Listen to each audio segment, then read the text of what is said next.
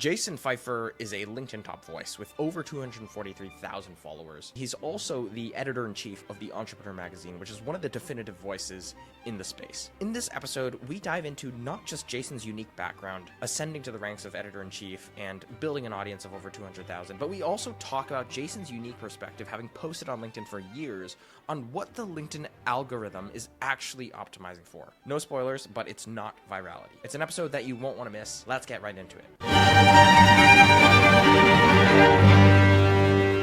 Welcome to Connection Accepted. Today we've got Jason Feifer on the pod. Jason, thanks for joining me. Thanks for having me. Awesome. So Jason, just to kick things off, for people who have no idea who you are, first time meeting you, can you just give a quick background on who you are, where you're from, and what you're currently working on? Sure. So, hey, everybody. I am the editor-in-chief of Entrepreneur Magazine, and I have been so for the past 10 years, which is an insane thing to say. And so that is often the way that people know me, though appropriate for our conversation today. When I meet people frequently, the first thing that they say is not, "Oh my God, I loved the article you wrote in the magazine." Rather, what they say is, "I love your posts on LinkedIn." Like LinkedIn just has a kind of scale and in-your-faceness that keeps people so top of mind. And that's why I find it so powerful. So I'm excited to talk about that. But what else do? I make a lot of media myself, a newsletter, podcasts, wrote a book. I travel and do a lot of corporate keynote speaking. I sit on a lot of advisory boards. I help a number of other businesses in various capacities. Overseeing content, communication, strategy. And, generally my thing is that I love building and I love helping people build. I love entrepreneurs. And so I'm just out there trying to make life better for everybody. That's awesome. You are clearly a man of many talents, Jason. Let's focus on Entrepreneur Magazine first, though. Sure. How did you find your way over to eventually being editor-in-chief over there? Let's start from the early days. Yeah. So how far do you want to go back? So Matt, you and I were talking just before we started recording that we both have roots in Worcester, Massachusetts. Worcester, Massachusetts is a kind of post-industrial city in the center of Mass. And I went to college there, and then I graduated, and my first job out of college was at a place called the Gardner News. Gardner News was at the time, and this is like 2002, 6,000 circulation. I'm sure it's not even that anymore. A daily newspaper, I'm sure it's not that anymore, in north central Massachusetts. And anyway, the reason that I tell you that was because I sat there as this tiny, small town newspaper reporter, and I just dreamed of big things. I dreamed of writing for giant publications. I dreamed of being really relevant to a broad audience. And I had no idea how to get there, but I just expected that people would notice my talent. And I was waiting for the phone call, and the phone call never came. And after about a year, I was just getting really bitter at the Gardner News. And that is when I came upon the single most powerful realization of my career. And it really explains how I got to Entrepreneur Magazine, which is that I realized nobody is going to reach out to me. I have to get in front of people. Like I have to be the one to constantly hunt down opportunity myself. And I didn't have language for this back then, but I do now. So I will tell you that what I now think of this as is this. In front of you, Matt, and everybody listening right now, there are two sets of opportunities. Opportunity set A, opportunity set B. Opportunity set A is everything that's asked of you. So if you have a job and you go to that job and your boss or whoever has expectations of you, there are measurements by which you are going to be measured up against, then you have to do a good job, and that's opportunity set A. But then there's also opportunity set B. And opportunity set B is everything that's available to you that nobody is asking you to do. And that could be you like listening to podcasts and you start a podcast. That could be you take a class in something. That could be you volunteer to join a different team. Whatever the case is, it's the thing that's available. Lots of things are available to you, but that nobody's asking you to do. And my argument is, and this is from lived experience, that opportunity set B, the thing that is available to you that nobody is asking you to do, is always more powerful. Opportunity set A, do the thing that's asked of you. That's fine. That's good. If that's all you do, you will only be qualified to do the thing you're already doing. Opportunity set B is where growth happens. What did I do? I quit that job. And I sat in my bedroom for 9 months and I cold pitched editors, because I realized nobody's going to hire me at the New York Times or the Washington Post, but they might read an email of mine. And maybe I can convince them to do one story with me, just one story. And if I can do one, then maybe I can do two. And if I can do two, I can do more, and I can start to build a career. And that's exactly what I did. I started to write for these publications, and that led to different jobs, and eventually moving to New York and starting to work for magazines. And I just kept doing that. So at every magazine, even when I was working for national magazines, I would think, what else can I do? What else is available to me? For a while, it was just writing for other magazines, then it was teaching writing, and then it was making viral websites, and then it was doing some consulting. And now at Entrepreneur, look, I'm an employee of Entrepreneur Magazine, but I have built a business for myself, multiple of them, that bring in, frankly, far more revenue than Entrepreneur Magazine pays me. And it's all nobody asked me to give a keynote talk. I decided I was going to give a keynote talk, and then I hunted down people until they put me on a stage. Doing that over and over again is ultimately what got me to rise up in my career enough that somebody was willing to hand Entrepreneur Magazine the editorial reins over to me, and why I continue to grow in the way I do. Wow, Jason, that you articulated that so well, and the difference between opportunities A versus opportunity B, right?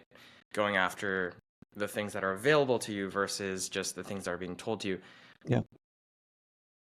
Couple questions. Sure. First, though, why do you think it's so much more powerful for people to go after the things that are available to them, not just the things that people are asking them to do?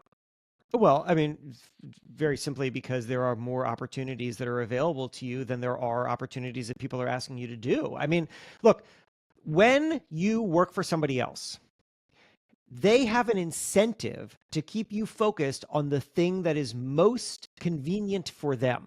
So if you're working at a job, your boss hopefully wants what's best for you in terms of rising and succeeding and all of that.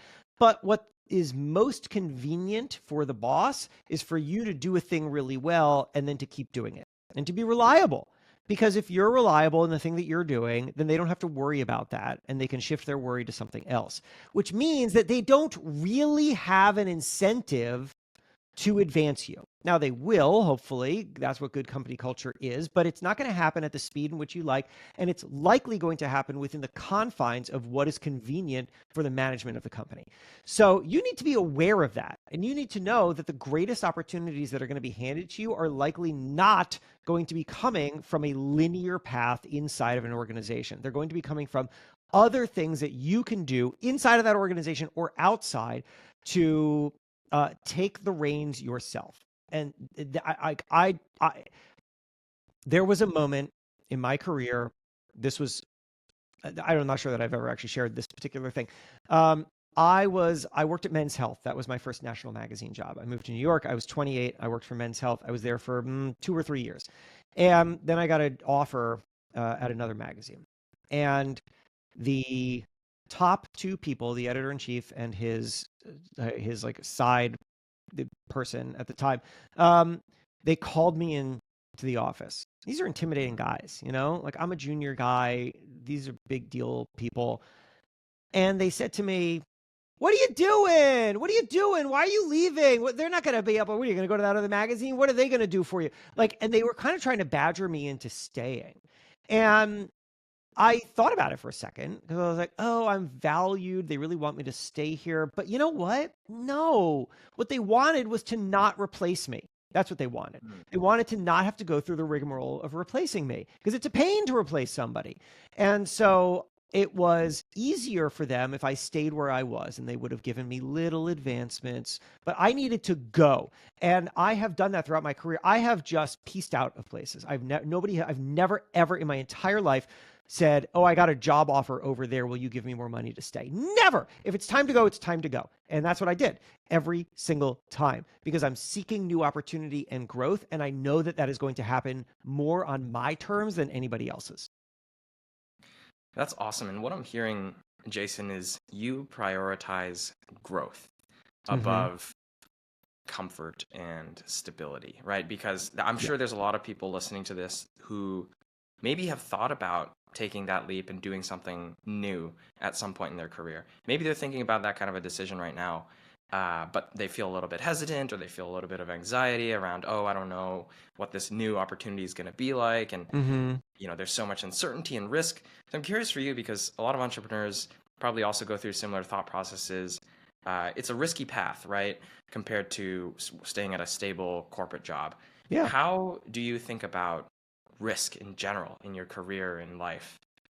It's a personal question and it's not for everybody. I mean, look, when I'm saying to do these kinds of things, I also know that they are going to land differently with everybody. Everybody's got different financial situations. Everybody's got different responsibilities. Some people are single and can do whatever they want with themselves and their finances, and other people have families that are relying on them for an income. So in all cases, risk tolerance is going to be different. But I think also in all cases that we do a service for ourselves by not handing full control over to somebody else. So if you are in a job and you are thinking about doing something else, well, what can you do right now if you can't walk away from that income? What can you do right now to start to build, to explore, to maybe figure out what else you're good at? Or, I've got an idea for a product or a service. Can I like test it out in a little bit of ways? Can I kind of figure out who my first customers would be? Can I get some feedback for them? What can I do that gives me more leverage without sacrificing the thing that I already have? I never, ever, ever push people to do things that they're not comfortable with. And frankly, look, I run Entrepreneur Magazine. I don't think everyone should be an entrepreneur. Not at all. Most people are not cut out for it. It is very, very hard. And if that's not your path, that's not your path. That's fine. You can be an entrepreneur. You can build other things for yourself. You can do whatever it is that you want. But I think that we ultimately have to recognize that if we give full control of our future to somebody else, and we are not doing anything to build upon our own ownable assets, our own future, then we put ourselves in a position of severe risk for disruption.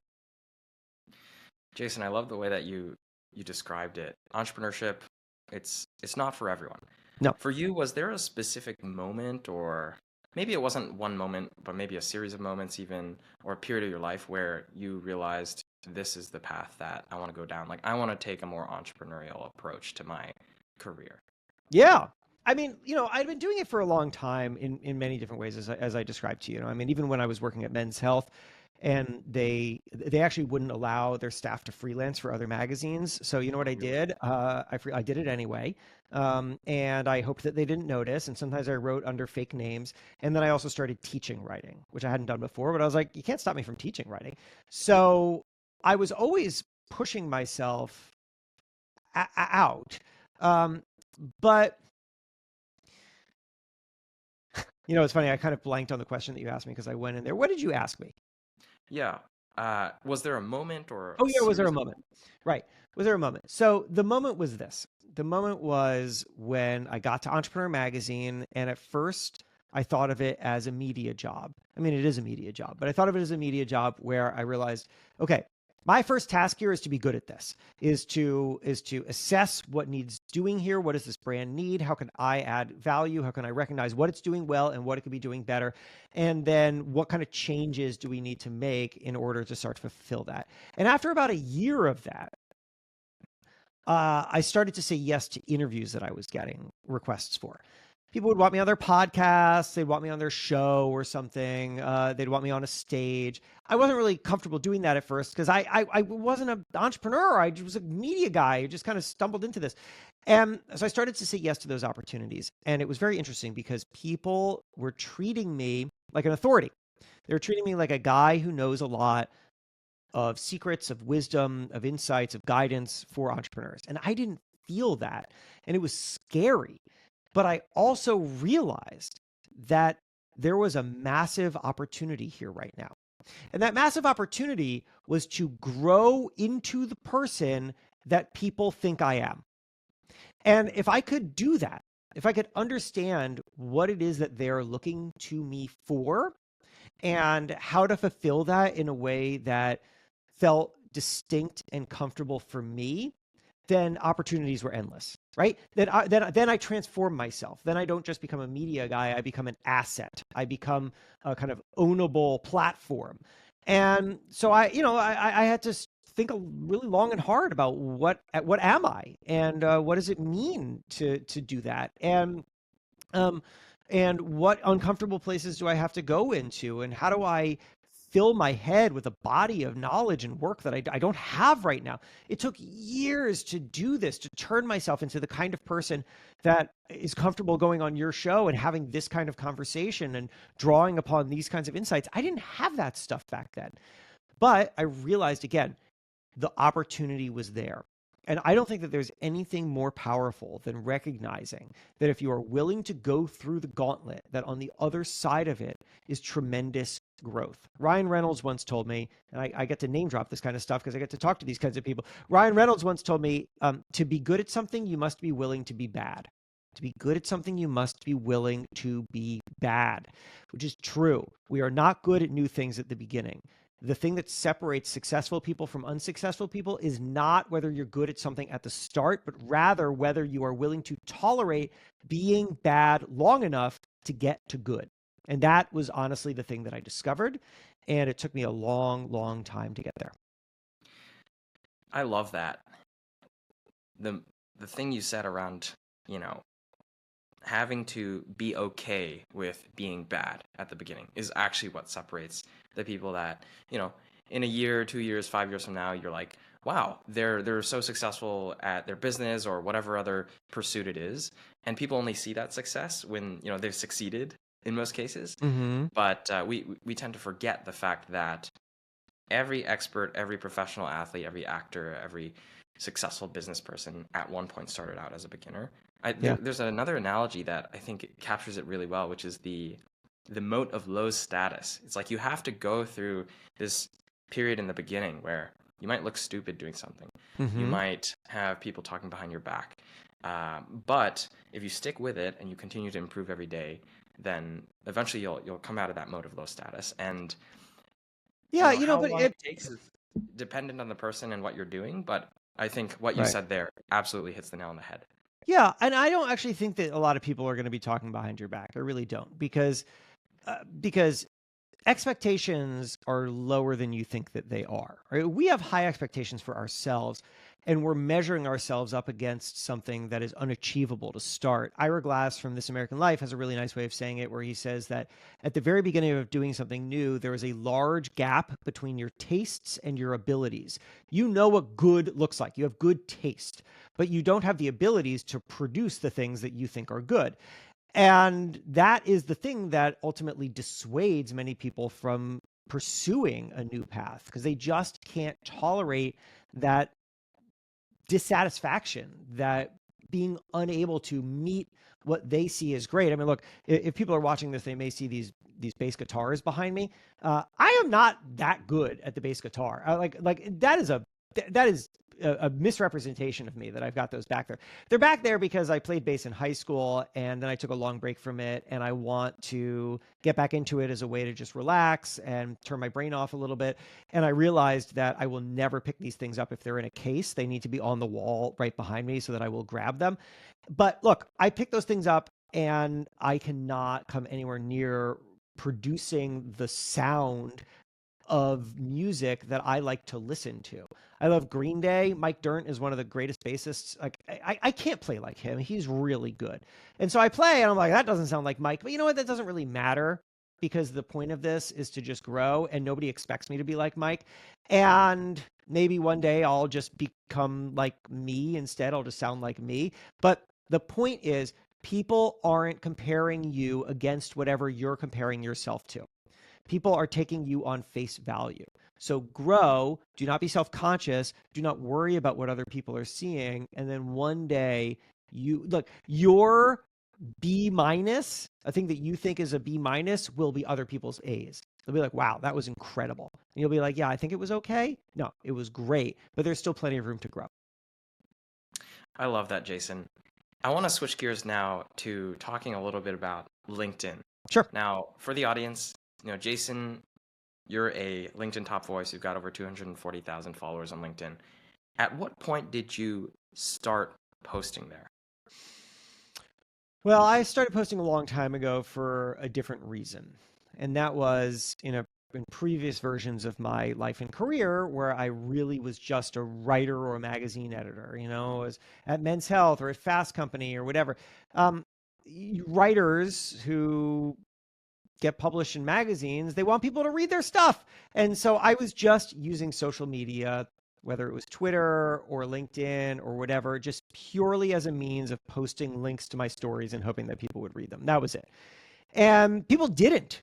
People like those posts never got any engagement on LinkedIn, and it drove me crazy. And it made me think, LinkedIn is garbage. And it wasn't until many years later, I as I told you, realized that if I could live up to the expectations people had of me, that there was probably an amazing opportunity available. I realized those people are on LinkedIn, and I started to look at what was happening on LinkedIn. And I realized that posts that drive people to a link perform poorly, not for the reason people realize, or not, or rather, let me say that again, not for the reason people think, though, and we should unpack that because there's a misconception that LinkedIn depresses the reach of posts that have links in them, and that's not actually true. So let me dispel that for you in a second. But I realized that instead what was really happening was that people were sharing insights. They were sharing their knowledge. They were sharing advice. And so I started to lean into that. And that is when I saw my relationship with that audience transform, where now people were starting to engage with the posts, and now they were starting to see me as an authority. And it took a long time to figure out how to actually do that well and start to really gain the kind of traction that I now have. But I knew I was onto something the very beginning of my journey at Entrepreneur when I started to shift away from using LinkedIn as a promotional tool and started to use it as an advice-giving tool. Jason, this is perfect, and I want to dig into the distinction between advice versus promotion. Before we do get into that, let's talk a little bit about what you were saying about links, though. Yep. There's this common misconception that having a link to an external website in your post depresses your reach. Right. Which is the reason why people always do link in comments. Okay. What are your thoughts on that? It's a total misunderstanding. It's a total misunderstanding of what drives visibility on LinkedIn. So let's break it down. And now look, this is not my own hypothesizing.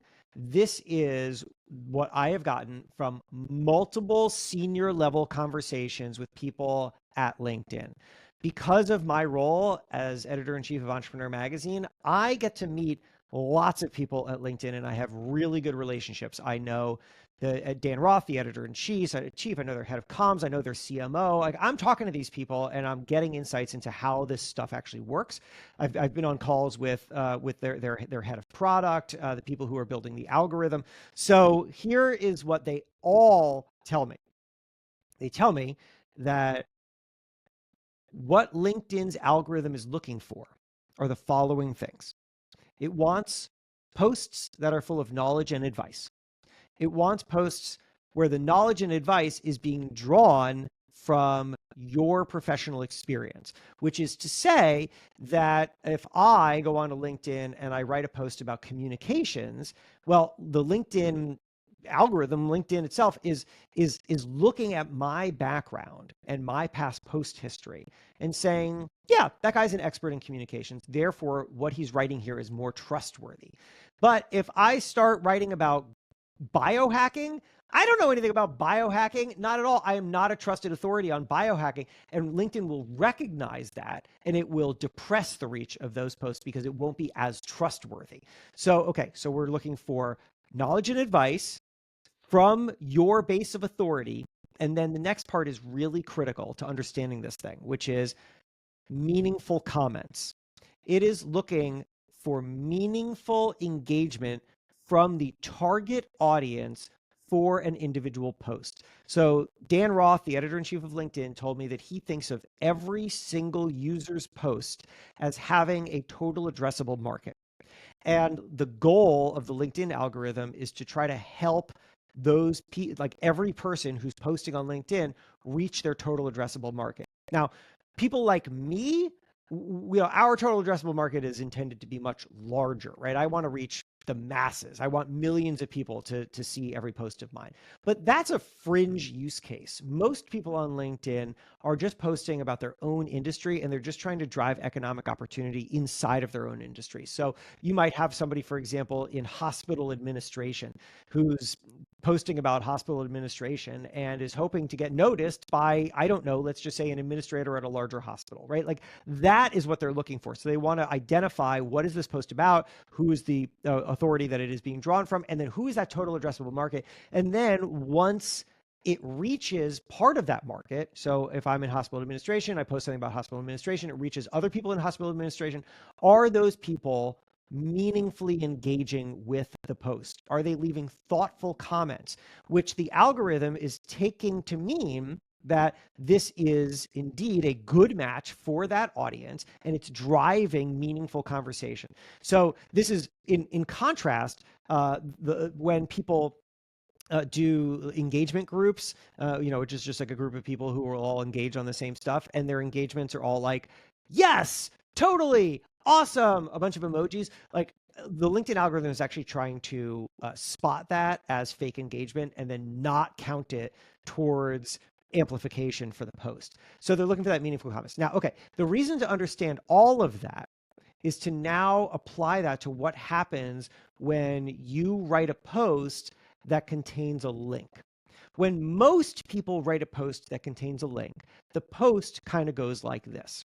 It's like, we just launched our new line of crackers, and they are so delicious. Click here to learn more. That's often the kind of thing that people are using when they're posting links on LinkedIn, right? Is that the post itself is not really offering value. The post is trying to drive people to click the link where the value is. But now think about what happens here. So number one, there isn't much to comment on. So people are not going to comment. Also, there's less information for the algorithm to know who the actual audience for this post is. And then very importantly, if someone is going to take an action on that post, the action that they're going to take is likely to be clicking the link, which is fine, but clicking the link isn't coming back and commenting on the post. And therefore, the LinkedIn algorithm has no idea if anybody actually cares about this post, so it's not going to amplify it. There's another kind of post, which is, the knowledge and advice post, which is totally driving that kind of commenting and that kind of engagement, and that's going to create lift. So how can you actually post things where there's a link and get engagement? The answer is that you have to do the hybrid of these two things. You have to write a post that contains knowledge and advice that feels like a fully complete post on its own. Like if it didn't have your call to action, if it didn't have your link, it was still a great post and people will still engage with it. And then at the end, you can create some kind of turn where there's a CTA and there's a link. This is what I do every day. There's always some kind of CTA at the bottom of my posts, and it performs just fine because 90% of the thing that I have written is value, and only at the very end is there that 10% of CTA, and the LinkedIn algorithm is not going to be dinging me for that. Jason, that was so well articulated, and I think this neatly leads me back to the discussion around value versus pure promotion, right? And I'd love to get into that as well, because what I'm hearing is if your post still delivers a sufficient amount of value and the objective of that post is still to foster some sort of discussion with the audience that you're targeting so that people comment meaningful comments, then the link shouldn't tank the engagement or shouldn't tank the reach of that post. Right. However, if the post is purely promotional and it's so obvious that you're just trying to get people to click off to your landing page or click off to whatever promotion you're running, and it's not fostering or incentivizing people to engage, then that is not going to get pushed out as much. Right. But I want to hear your thoughts on providing value versus promotion, because I think a lot of founders these days on LinkedIn, they're going there because, as you said, economic opportunity. They want to sell their product. They want to sell their service. They want to get more customers. So I see a lot, and I run a ghostwriting agency now, and I see a lot of founders that they want to just post every post being promotional. But it feels like in today's environment, and I'd love to hear your perspective here, that you almost have to earn the right to promote. So being value first to me feels like the right approach there, but curious your thoughts. I completely agree. I mean, look, you have to start from the perspective of the audience. And to understand an audience, it's really helpful to just think of yourself and your own user behavior, because you are in many ways your consumer, and you are navigating the world as a consumer. And so if you watch your own consumer behavior, you can get to understand others' behavior as well. And I now ask you, do you follow anybody on any platform in which all they post is promotional stuff? I can't think of a single person that I do who does that.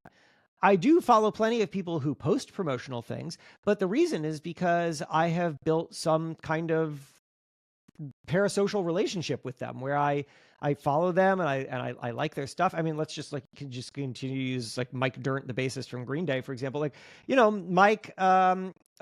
Mike posts mostly like videos from their concerts and some other kind of Green Day things. But then every once in a while, he's got something to sell. He just released a new signature bass and it looks awesome. I think I'm going to buy it. But I'm down for that because what I'm really getting from him is I'm getting to feel closer to this band that I like, right? But if it was just promotional, I wouldn't follow him because that would be annoying. It's just like I'm not there to shop Green Day. I'm there to experience Green Day. And the same is true for a smaller brand too. What you need to do is be relevant to your audience, and sales pitches are not relevant to your audience. So what I like to ask people when they're in this moment is think about who your company serves and then the problem that your product or service solves for them.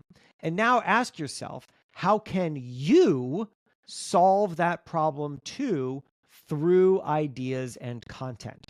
So, for example, if I am the founder of a kids snack brand, well, look, a post about the kids snack brand every so often is totally fine. But the reason why people are going to follow me is because I'm going to be offering lots of guidance on healthy meals for kids or how to get kids to eat less picky foods or whatever. And then I'm going to be sharing like parenting content where I'm going to say relatable things about how challenging it is to get our kids to eat well.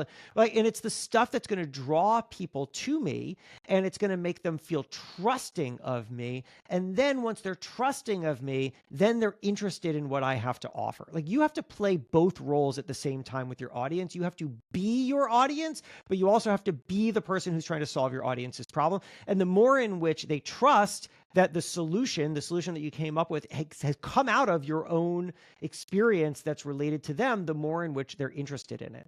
So, another thing to think about is, I come from media, traditional media, but if you're posting on LinkedIn, you are functionally a small media or outlet, right? Like, you are now a small media outlet with a distribution channel, which is LinkedIn, and you're producing your own content, at whatever cadence you're doing it at. And when you do that, you must follow the rule of what makes media successful. And I will tell you what that rule is, and it is this: you have to create the correct mix of predictability and surprise.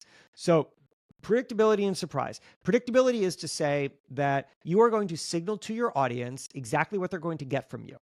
The reason that they're going to subscribe to you is because you're going to fulfill some kind of need for them. So what is Mike Dirnt doing? He's fulfilling the need of, I've liked Green Day since high school and I'm just going to keep following. But like, I also follow people who just give good advice, right? I follow Robert Herjavec from Shark Tank because he offers good advice, and and he's really smart on sales and operations, and I get smarter by listening to him. That's why I'm following. So you have to establish what your value is to somebody, and then you have to reliably, predictably deliver that so that they are always getting what they signed up for, because they have to take the active role in signing up. But if you are too predictable, then you're boring, right? If you're too predictable, then why would I follow you if you're going to say stuff that I already know? So that's why you also have to be surprising. You have to be predictable in that you're going to deliver the right kind of value, but you have to be surprising in that I don't know the next thing you're going to say. You're going to say something that's going to make me think. You're going to say something that's going to challenge me a little bit. You're going to say something that's going to excite me. I don't know what that's going to be. Now, you can get the balance wrong. You can be too predictable and boring. You can be too surprising and a turnoff, right? So if if I'm following a children's food brand and I'm getting great recipes for my kids, and then suddenly they start posting about politics, it's a surprise, but it's a bad surprise. And now I'm out, right? So you need to have the right balance of predictability and surprise. And once you do that, you build trust with people. And once they trust you, they are far more likely to buy whatever you have. You have to think like content builds relationships, relationships build trust. Trust is the thing that converts. So always be mindful of that. If you're just promoting, you haven't done anything to build that relationship and to build that trust, and there's no reason for it to convert. Is there a proper ratio of predictability to surprise? Because for some creators, and most creators actually, they probably have certain formats or posts that they made in the past that they know the audience loves and expects. And then there's this element of, okay, maybe I should test out a new idea, or maybe I'll test a new format. With LinkedIn, it's like, maybe I will try a video today instead of an image with text. How do you think about that mix of predictability versus surprise? I mean, it's going to be different for every audience, and it's going to be different for every brand or person. So the best thing that you can do is just start to experiment and see what works and find the cadence. And then you'll also find these things that can become a mix where they're promotional, but they also feel like content. So, for example, I work with the founder of a boba tea brand. And what she found is that it's like a make your own boba tea at home kind of mix thing. And what she found was that the thing that performs the best on social, this is like social video, so short form video on Instagram and TikTok, is really fast paced, process oriented videos of making a delicious looking boba, right? So like imagine the process of opening all this stuff up and pouring it in and mixing and ending up with a delicious boba, but kind of cut really fast. So it's like boom, boom, boom, boom, boom, boom, boom, boom, boom. And like 7 seconds later or 10 seconds later, you've got yourself a delicious looking boba. People, for whatever reason, love that. They love watching it. I think because people like process, they like evolution, they want to see where it goes. It kind of has a natural like story arc, and then in the end, it looks delicious. And people like delicious looking food and drink. So that is both content, because it is serving the audience and it's giving them something that they like, but it is also promotional because, of course, it's her boba and she wants people to buy her boba. So if you can find ways to take your product or service and turn it into engaging content, then you get to do both at the same time. And there are so many great examples of this. Like there's this guy who has millions of followers on TikTok now, where he basically he's like, I think he just like has a lawn mowing company or something. I don't know, but he shows up at these homes, these like, these very kind of worn down looking homes with yards that haven't been mowed in who knows how long. And he just shows up and he offers to do it for them. And they say, okay. And then there's this time lapse-ish video of him just cleaning up every part of their front until it looks amazing. And you watch it because it's compelling. You're like, oh my God, what is he going to do? How's he going to clean all that up? But at the end of it, you say, I want this guy to do that for me. Like, I got to hire this guy, right? So it's a way to turn the thing that you're doing into content. So you should always be mindful of that, but it's experimentation. If anybody tells you a specific formula for exactly what to do for your brand without having run tests on it, then they're just making things up. So well said, Jason. And I think this leads to another interesting topic, which is with your own content. You've been creating content on LinkedIn for a while now. Mm-hmm. And clearly, whatever you've worked, whatever you've written, whatever you've tested has given you learnings that have allowed you to grow to the size that you are. What's your current process today for posting on LinkedIn? From the moment you get the idea all the way to hitting post on LinkedIn? Sure. So, look, it starts with, okay, let me break down. I post different kinds of content on LinkedIn and they follow different paths there. So that was why I was like working that out in my head as you asked me that question. So let me kind of start at the top. So I post a couple different kinds of content. Number one is advertising breakdowns, where I'll post a commercial from Taco Bell or McDonald's or whatever, and I'll post a video of that commercial, and I always put a little. I make it in Canva. So what I do is I Well, let me tell you the kind of post, and then I'll tell you the flow. So, what you'd see is you would see a commercial. The image file that I've updated is kind of square. There's the commercial in horizontal format, and then above it is usually some kind of caption where I'll say something to get people interested in it, and then I'm breaking down in my text why this works, like what about this commercial works, and what principle of marketing can you take away. So that's one kind. The other thing that I do is a lot of branding and packaging breakdowns. So I'll do these kind of comparisons of like the old RX bar and the new RX bar, not new now, but or the old Olipop and then the more modern design of Olipop. And then again, I'm breaking down what has happened in this shift. Then outside of that is what I consider to be my kind of wild card stuff, because those two formats work really well, pretty reliably. And then I'm always looking for new. So I'll be experimenting with new formats. I try to do posts every so often that kind of promote my speaking, but I don't promote my speaking by saying I'm a great speaker, hire me. Instead, what I do is I write posts about things that I've learned as a speaker, right? Like, here's how to be a better speaker. Here's a thing that I do as a speaker. I'm trying to drive that business. And then also, different ideas on change, which is a thing that I talk about a lot. So it is all in some way or another about recognizing new opportunities, being able to communicate them, and navigating change.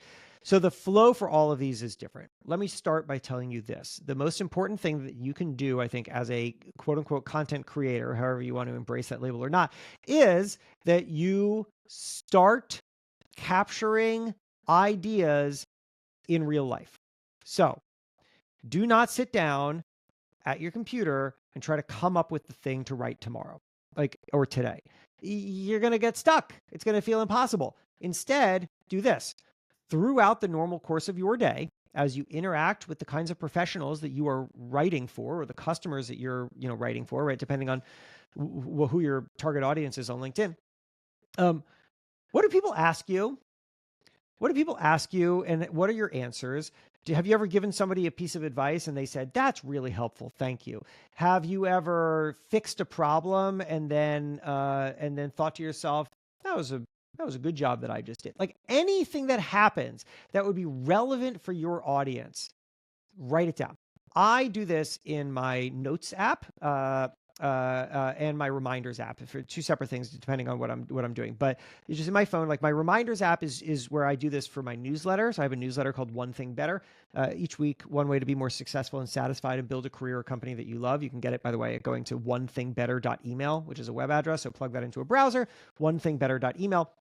And I keep my ideas. I'll be talking to a friend or an entrepreneur, and they'll ask me something. I'll give a piece of advice. We'll get into an interesting conversation, and then I think, that's a great newsletter right there. The thing that we were just talking about. So in that moment, do not wait. You will forget. In that moment, I pull out my phone. I open up the reminders app. I write a quick note to myself about what this is, and then the next time I have to sit down and write a newsletter, I open that reminders app. I look through. That idea. I liked that idea, and then I write it. So similarly on LinkedIn, I am scrolling around Instagram and I'm watching for great commercials that I have something to say on, and particularly great commercials that have performed well on Instagram, right? If you've ever flipped around the reels, you'll see there are all these accounts that are just posting commercials, and some of those commercials do okay, and some of them get millions of views. And for whatever crazy reason, our human brains love that kind of commercial. Just who knows why, but now I know that commercial resonates with people. So now I take note of it. I grab the link to that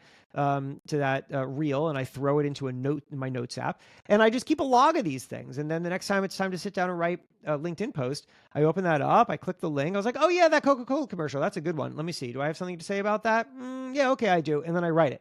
So that's largely how I'm doing this kind of stuff. I'm capturing it in real time to give me a backlog of ideas so that when it's time to sit down and write, I actually write.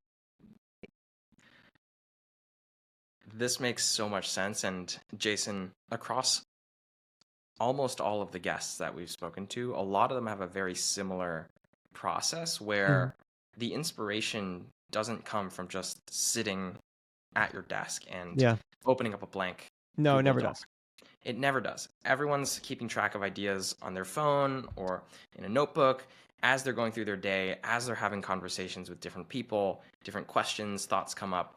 And me personally as well, I found that to be the easiest and most valuable source of information as well, is just going out there, doing stuff, talking to customers, talking to partners, people like that, and being just a little bit more reflective on, okay, like take a step back. What did I learn from that experience, or what did I learn from that conversation? What questions came up from it? And then turning that into a post, which more often than not will resonate more with the audience as well than if I were to just sit down and try to manufacture something out of thin air. Right. So I also am dying to ask you this, Jason, because you mentioned you've spoken with Dan Roth and some of the other guys over at LinkedIn. As someone who's been on the platform for a while, is there anything that you would like to see them add or remove from the platform as is today? I know there's a lot of things changing. You know, they're trying to push video a little bit more, but curious in your experience, what do you wish that LinkedIn would add to the platform? Yeah, I mean, I've had many conversations with them about this. So if anyone from the LinkedIn team is listening right now, this will not come as a surprise, but I'll tell you the things that I've told them. So number one, I think that their newsletter product needs to improve vastly. It is such a missed opportunity. And it's not a good product right now, and it really could be. So I think that they need to improve that, and they know it. I mean, it's not a shocker. They're very well aware. And number two is, this is very simple, but just give the option for number one, hyperlinks, and then number two, bold and italics. Like, just why have we not just added that? You know, you can go to typegrow.com or like other places where it'll do the formatting for you in those italics and bold. In case anyone's ever seen that, it's actually like a totally different font that I couldn't really explain to you how it works, but you could like take a post that you wrote, paste it into Typegrow, and then like kind of highlight and bold and italicize things, and then copy and paste that into LinkedIn, and then it'll show up. Like, LinkedIn should just do that natively. Like, I just don't know why that's not there. And then number three is, they are definitely trying to incentivize posting a video. But what I found for myself, and what I've heard many other creators say, is that video actually doesn't travel as well on LinkedIn as it should. So I don't generally feel all that rewarded when I post video, particularly vertical video. Like, my advertisement posts do well, but that's in a square format, and it doesn't actually get ported into like the vertical video player that they have, and it works well inside of the post. But I don't think that they're doing the best job at actually driving video views and then any kind of value and engagement off of those video views. And then number four is, I mean, Dan has said to me that he's been at LinkedIn for however many years he's been there, and like throughout that entire time, everyone keeps complaining that the algorithm is changing and that their reach is depressing. And so he doesn't seem to take those complaints all that seriously. But I will tell you that my reach is a fraction of what it was a year ago. I mean, the same kinds of posts just do not perform anywhere nearly as well as they did in 2024. Something definitely changed with the algorithm. I mean, they're always changing the algorithm. Every day they're updating it. And actually, it's not even fair to say the algorithm, because it's actually lots of different algorithms. And they're trying to optimize for the best experience possible, but Dan has told me that they really don't want things going viral on LinkedIn. They don't want people to turn it into like viral soup. They really want it to be focused on like value. But I'll tell you that I definitely am frustrated that it's become harder and harder to reach the masses and to grow my audience.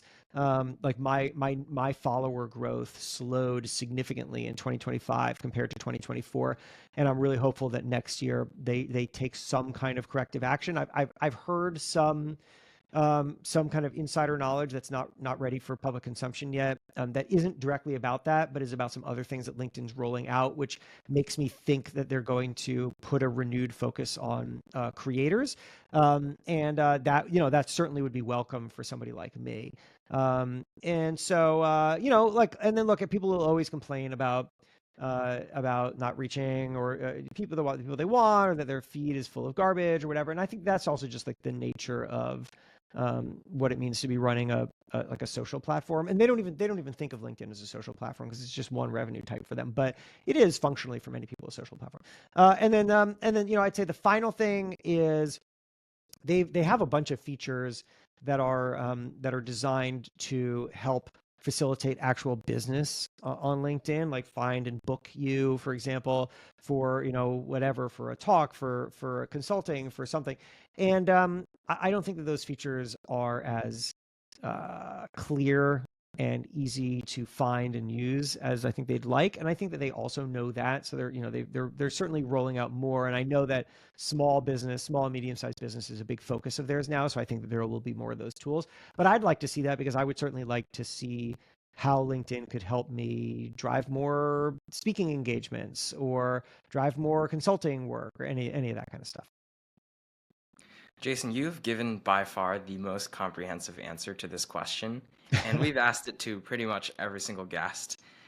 There's so many different directions that I would love to take this, but first of all, completely agree with many of the things that you said around the newsletter functionality not being great. Why can't you have bold or italicized text? It seems like such a basic thing that you should have in the native editor. Hyperlinks, right? Mm-hmm. Right now, if you're going to link something, you got to put the whole thing, and it's not great visually. And some other things that we've also heard from other folks is the inbox for messages is a little bit cluttered still. Oh, Kind it of is. It's very difficult cluttered. It's to very hard to follow. manage. Yeah. Also, I think you kind of touched on creator monetization a little bit, but seeing a little bit more of a focus on incentivizing creators on LinkedIn. If you look at platforms like YouTube or Instagram, TikTok, I feel like they do a lot more in terms of incentivizing creators to create. And so Yeah. would love to see that. The Yeah. groups functionality as well on LinkedIn, I feel personally isn't great either. And there's a huge missed opportunity there. Mm-hmm. But yeah, these Yeah, are. I agree with that. I mean, I sympathize.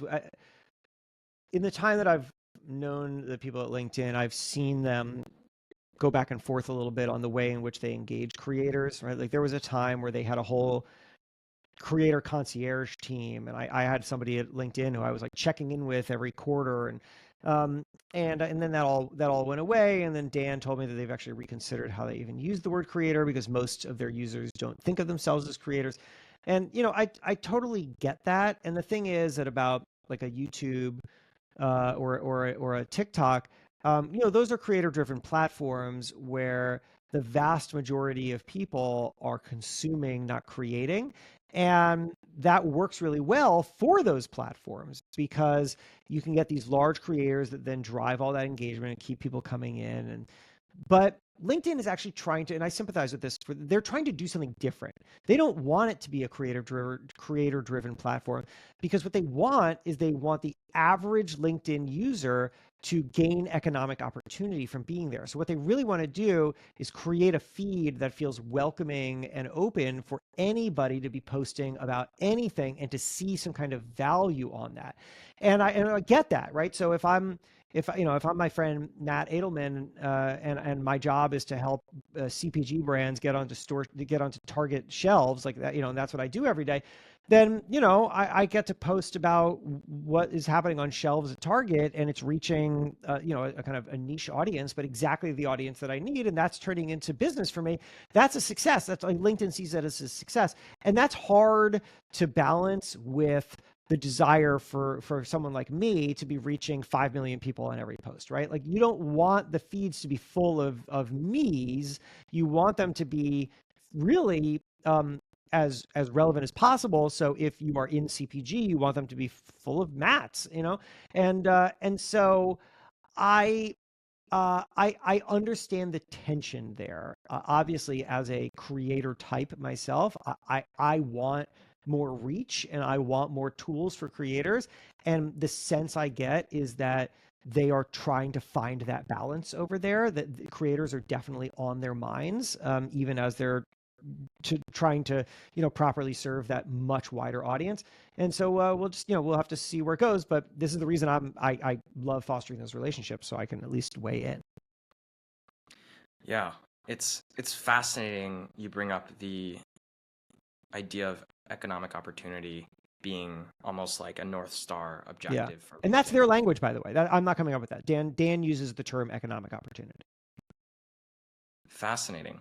And it makes a lot of sense then why it does feel different. It feels very different compared to a YouTube or an Instagram and TikTok, but I can definitely empathize with that as well, as I try to figure out how to navigate that tension between, catering to the pure creator types that just want as much reach as possible versus your average LinkedIn user or maybe business leader who, when they come on the platform, when they post something, their real objective is not just let me get 100, 200,000 impressions, but how does this reach the buyer that I'm trying to actually reach, or how does this actually lead to the business meeting that I'm trying to get booked?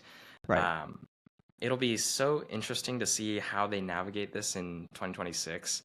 I'm personally very curious to see where this platform goes. I only actively started posting this past year, so the stuff you were talking about, 2024 algorithm versus 2025 algorithm, I haven't experienced firsthand, but if there are any changes next year, it'll be very, very apparent to me as I'm also posting. There will be. quite frequently. I mean, that's not insider knowledge. It's just that they're always tweaking it. I'm sure something will change next year, and it'll be interesting to see what it is.